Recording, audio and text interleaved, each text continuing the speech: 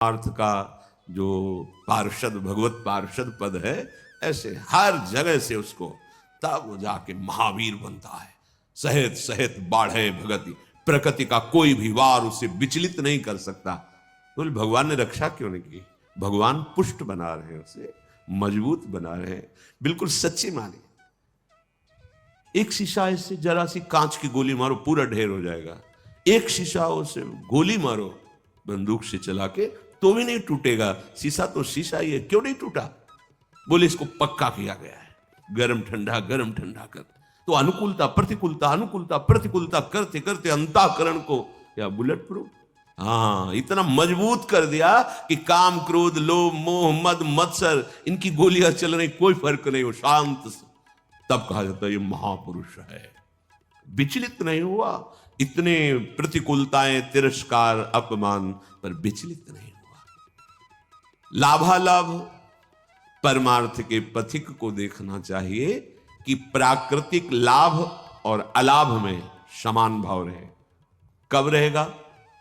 जब लाभ समझोगे नाम जप को और हानि समझोगे नाम विस्मरण को, तब आपकी स्थिति होगी कि प्रकृति के लाभ और हानि का कोई प्रभाव नहीं पड़ेगा। मानो बड़ी से बड़ी हानि हुई, नाम जब चल रहा है, भगवद आश्रय पुष्ट है, तो आपको भय नहीं होगा कि अब क्या होगा, सब हो जाएगा। सब बड़ा अलौकिक खेल उसका चलता है। आश्चर्य में आप बिल्कुल आश्चर्यचकित हो जाएंगे, ऐसा कैसे हो गया। एक एक बात आपकी सुन रहा है आपका आराध्य देव, एक एक सेकंड उसकी दृष्टि है आप पर। चिंता मत करो, हो सकता है एकदम हानि कर दे आपकी, जहां जहां सुख की आशाएं लगाए हुए हो। बड़ी कृपा है, हाँ, वो सब हटा दिया।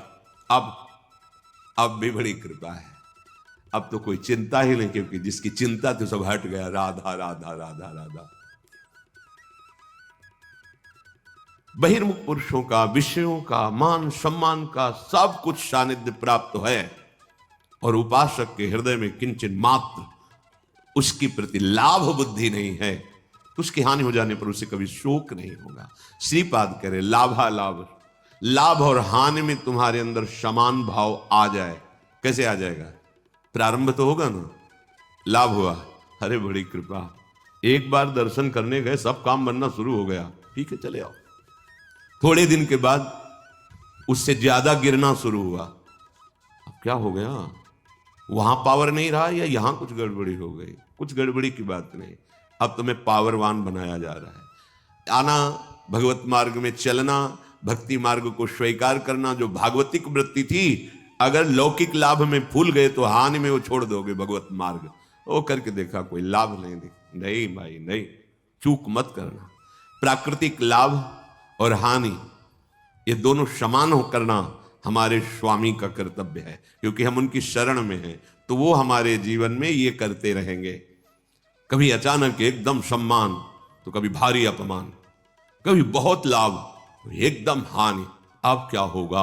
अगर ये प्रश्न उठा तो शरणागति में कलंक है। अरे हम जिनकी शरण में है वो अविनाशी है, उनका विधान मंगलमय है, वही होगा जो परम मंगल है।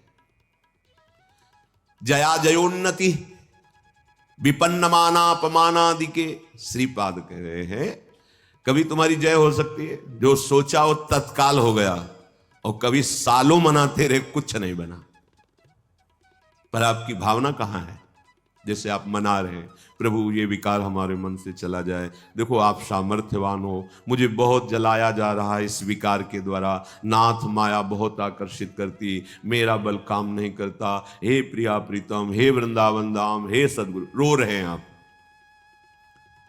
साल भर हो गए कोई सुनवाई नहीं है। अश्रद्धा मत करना, जो निष्काम होने से साल भर का लाभ था वो आपका है, वहां जमा है, चिंता मत करो। आपकी जलते जलते आप में ही ऐसी सामर्थ्य आ जाएगी कि रोना धोना बंद हो जाएगा, और आप उस भूमिका से ऊपर उठ जाएंगे। आपको लग रहा है काम तो वैसे ही है, नहीं, आपका काम बनता चला जा रहा है, हृदय की भूमिका पुष्ट होती चली जा रही उस ताप से। ये हम अनुभव की बातें कह रहे हैं, यहां की हृदय की आपकी वो तब पता चलेगा जब आप उस, ओहो ये तो प्रारंभ से ही हमारी प्रार्थना स्वीकार कर ली गई थी और मुझे पुष्ट किया जा रहा था इस जलन के द्वारा। मैं तो समझ ही नहीं पाया, बाद में समझ में आया जब विधान का स्वरूप जागर। ओहो, कितने कृपालु प्रभु हो, कितने मंगलमय हो। इसलिए कह रहे हैं जय और पराजय दोनों में तुम्हारा समान भाव हो। संतुष्टा एन केनवा, कैसी भी परिस्थिति हो तुम्हें अपने प्रभु को लेकर संतुष्ट। भगवत स्मरण चल रहा है, भगवत आश्रित हैं। अगर हार भी होती तो हमारी जय ही होगी। जो जय का फल होगा वही हार का भी यहां फल होगा। ध्यान रखना, बहुत हिम्मत वाले बनो, बहुत साहसी बनो। ये परमार्थ को समझ लोगे तो तुम निराश नहीं होगे। साधन करते हुए साधन पक्ष का अहम और भगवत शरणागति कृपा भाव की आपका परिचय नहीं, तो सीधे उत्तर आपको देना पड़ेगा। ध्यान रखना, अगर ये है कि जो कुछ साधन बन रहा है मुझ नीच में तो सामर्थ्य नहीं, मेरे आराध्य देव की कृपा से, गुरुदेव की कृपा से, तो लड़खड़ाओगे तो बचा लेंगे, ये विश्वास रखना। अहम करोगे, भाई जी से, हनुमान प्रसाद पोद्दार जी से किसी ने प्रश्न किया कि इतने माला, इतना पाठ, इतना सब करने पर भी भगवान ने हमें नहीं बचाया। तो भाई जी ने कहा प्रधान कारण अहंकार। अगर अहंकार है तो फिर ये मत सोचना कि भगवान तुम्हारी रक्षा कर लेंगे। अहम प्रभु के चरणों में समर्पित कर दिया है तो करऊं सदा तिनकै रखवारी, जिम बालक राखे महतारी। वास्तविक हमारे में सामर्थ्य नहीं है कि इन महावीरों से लड़ सके। काम, क्रोध, लोभ, मोह, मद, मत्सर, ये माया के बहुत प्रचंड सेनापति हैं, पूरे त्रिभुवन को परास्त करने की सामर्थ्य रखते हैं। तो जो शबीत आवा सरनाई, रखियो ताई प्राण की नहीं। भगवान कह रहे हैं यदि तुम भयभीत होकर मेरी शरण में आ गए हो तो अब निश्चिंत हो जाओ। जैसे सबको प्राण प्रिय है ऐसे मुझे शरणागत प्रिय है, वही बचाते, वही। तो अपनी जय और पराजय में समान भाव तभी हो सकता है जब भाव प्रभु में लग गया है।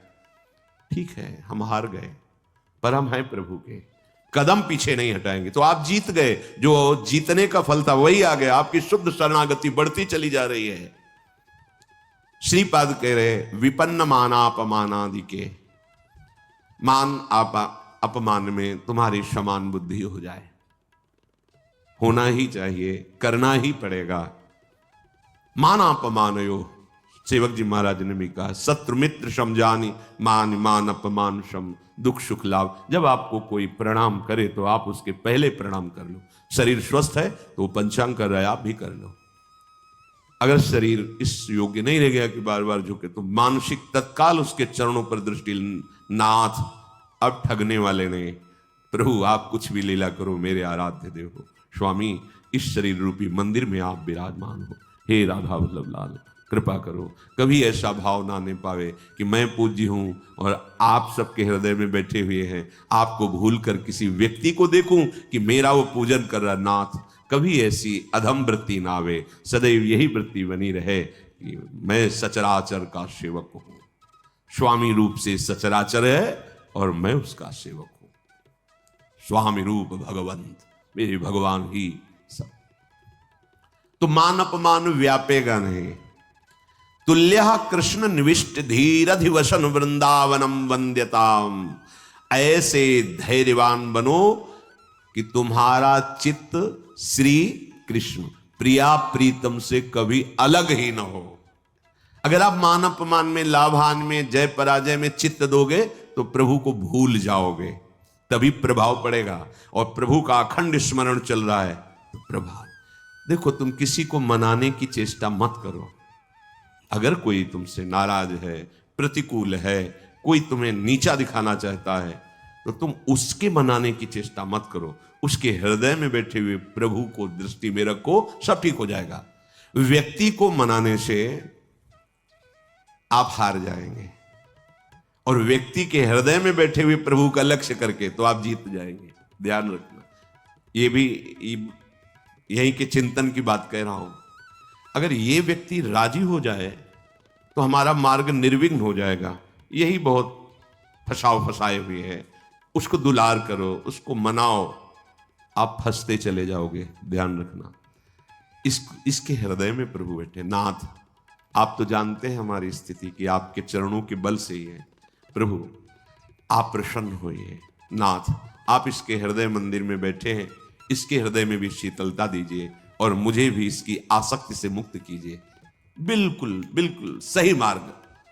प्रभु को भूलकर उस व्यक्ति को अगर मनाने की चेष्टा की तो फंसते चले जाओगे। ध्यान रखना, दृष्टि में आराध्य देव मानकर भावना होनी चाहिए, तभी क्षमता आती है।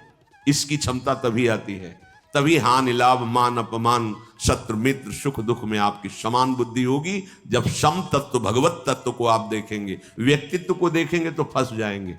पकड़ लेना हमारी बात, यह अध्यात्म की गूढ़ वृत्ति है। अगर इसे नहीं पकड़ोगे तो परेशान हो जाओगे। ये माया है, ये ऐसे जाल फेंकती है, इससे बचने के लिए ही सत्संग है। बड़े भाग पाइप सत्संगा, तो बिना ही प्रयास हो ही भवभंगा।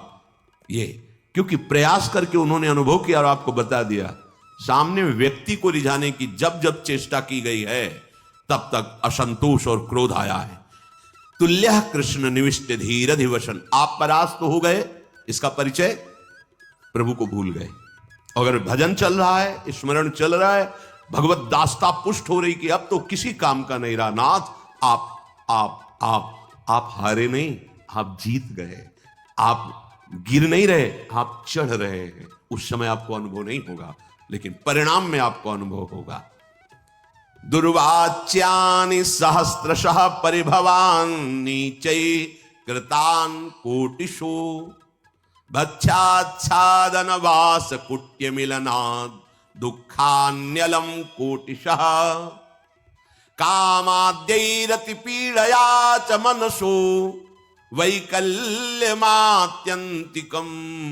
ये सोढ़्वापि वसंति केलि विपने कृष्णस्य तेभ्यो नमः। बहुत अमृत में बचा। दुर्वाच्यानि सहस्रशः परिभवान नीचे ही कृतान कोटिशो, करोड़ करोड़ तुम्हें दुर्वचन बोले जाएं और नीच पुरुषों द्वारा तुम्हारा अपमान किया जाए शास्त्रों प्रकार से, पर तुम्हें विचलित नहीं हो। दूसरे श्लोक में भी श्रीपाद, ये भागवती की स्थिति है। ये संसारिक माया ग्रसित जीव इसको थोड़ी समझेंगे।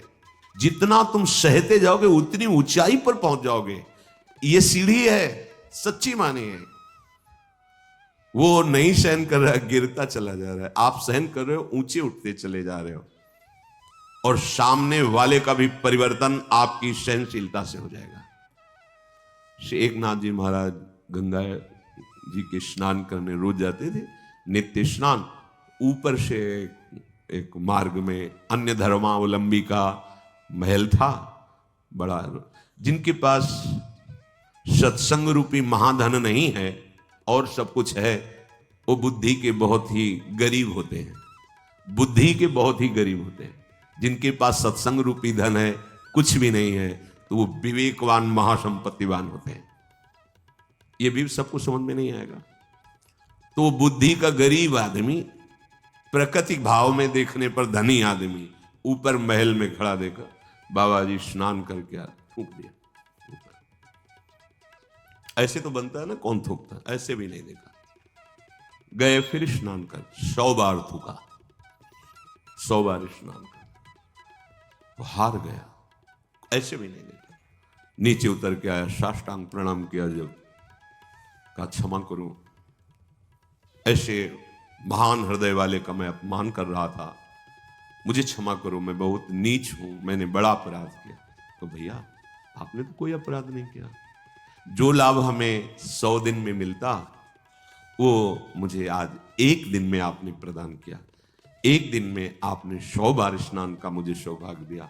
मैं आपका ऋणी हूं कि जो 100 दिन में मैं स्नान करता हूं, 1 दिन में करवा दिया। ये आपकी क्या विचार, क्या परिवर्तन। देखो, सत्य का परिवर्तन। ये जीवन में जब तक आपके अध्यात्म नहीं आएगा, तब तक आप अध्यात्म को समझेंगे कैसे? अगर हम कहीं विचलित होते तो मेरी कमजोरी है, मेरे गुरुदेव भगवान, मेरे आराध्य देव मुझे पुष्ट करेंगे। हमको इस पर भी बेपरवाह रहना है कि मैं कमजोर हूं, मेरे आराध्य देव गुरुदेव पुष्ट करेंगे। वो पुष्ट कर रहे हैं, उपदेश कर रहे हैं। दुर्वाच्यानि सहस्रशः परिभवान नीचै कृतान कोटिशो। आपके अंदर भी अहंकार कितना बचा है, इसकी परीक्षा है।